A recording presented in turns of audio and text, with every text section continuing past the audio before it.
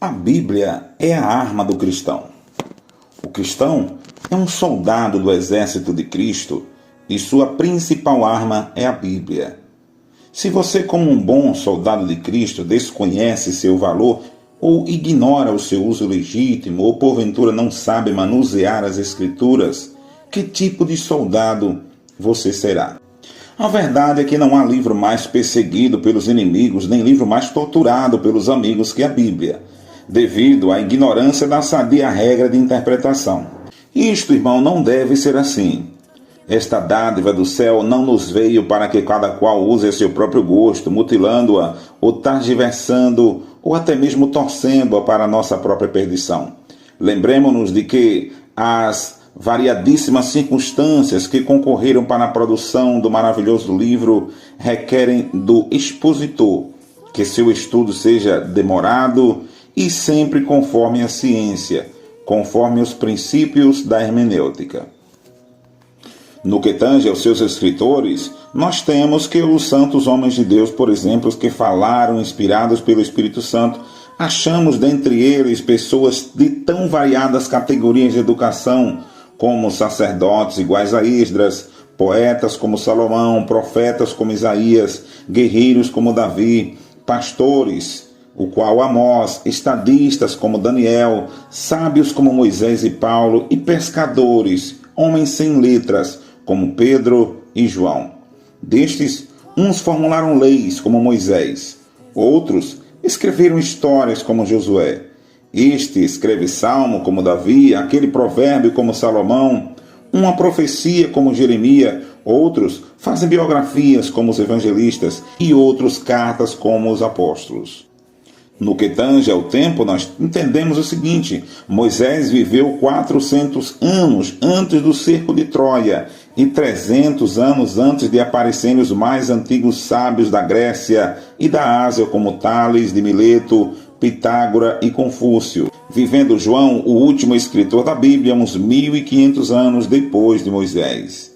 Já no que tange ao lugar, tão diferente como é centro da Ásia, as areias da Arábia, os desertos da Judéia, os pórticos do templo, as escrituras dos profetas em Betel e Jericó, nos palácios da Babilônia, às margens de Quedar e em meio à civilização ocidental, tomando-se as figuras, símbolos e expressões dos usos, costumes e cenas que ofereceram tão variados tempos e lugares. Os escritores bíblicos foram completamente inspirados, porém, não de tal modo que resultasse supérfluo o mandamento de esquadrinhar as Escrituras e que se deixassem sem consideração tanta variedade de pessoas, assuntos, épocas e lugares. Estas circunstâncias, como é natural, influíram ainda que não certamente na verdade divina, expressa na linguagem bíblica, porém na própria linguagem de que se ocupa a hermenêutica, e que tão necessário é. Uma breve observação geral a respeito de dita linguagem nos fará mais patente ainda a grande necessidade do conhecimento de sadia interpretação para o estudo proveitoso das Escrituras.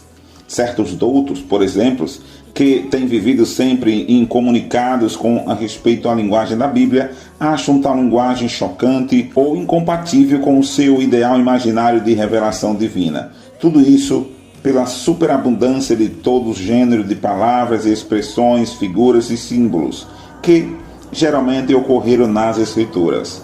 Alguns conhecimentos de hermenêutica não só os livraria de tal dificuldade, como os persuadiria de que tal linguagem é divina por excelência, como é mais científica e literária. Um cientista de fama costumava insistir que seus colaboradores na cátedra encarnassem o invisível, porque dizia: tão somente deste modo podemos conceber a existência do invisível. Porém, esta ideia de ciência moderna é mais antiga que a própria Bíblia, posto que, em verdade, foi Deus o primeiro que encarnou seus pensamentos invisíveis nos objetos visíveis do universo, revelando a si mesmo. Portanto, o que de Deus pode se conhecer, Deus manifestou, porque os atributos invisíveis de Deus, assim como seu eterno poder, também a sua própria divindade, claramente se conhecem, desde o princípio do mundo, sendo percebida por meio das coisas que foram criadas. Romanos capítulo 1, versículo 20. No entanto, é bom sabermos que estamos rodeados de falsos mestres. Imitadores conscientes ou inconscientes têm perpetuado este procedimento, enganando a humanidade com falsas interpretações das Escrituras. Vítimas, pois, de tais enganos e de tão estupendos erros, que têm resultado em hecatombas e cataclismos, devemos já conhecer o suficiente dessa interpretação particular.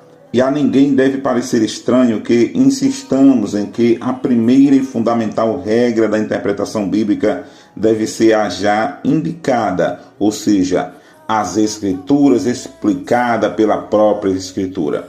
A Bíblia explica sua própria Bíblia, ou a Bíblia é sua própria intérprete. Ao ler as Escrituras sem uma análise hermenêutica, temos encontrado, como dissemos, aparente apoio nas Escrituras para muitos erros, fixando-se em palavras e versículos arrancados do seu conjunto e não permitindo a Bíblia explicar-se a si mesma.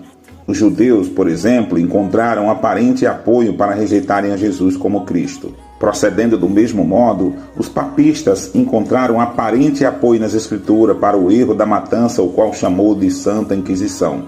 Apoiando-se na mesma ideia, os espíritas encontram apoio para a reencarnação, os russelitas para os erros blasfemos e, finalmente, Wilson e Roosevelt para seu militarismo. Se tivessem a sensatez de permitir que a Bíblia explicasse a si mesma, evitariam muitos desses erros. Mas, na verdade, graças ao abuso apontado, ouvimos dizer que a Bíblia.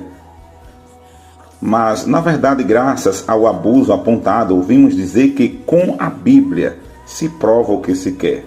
A verdade é que a Bíblia alinha o espírito do homem.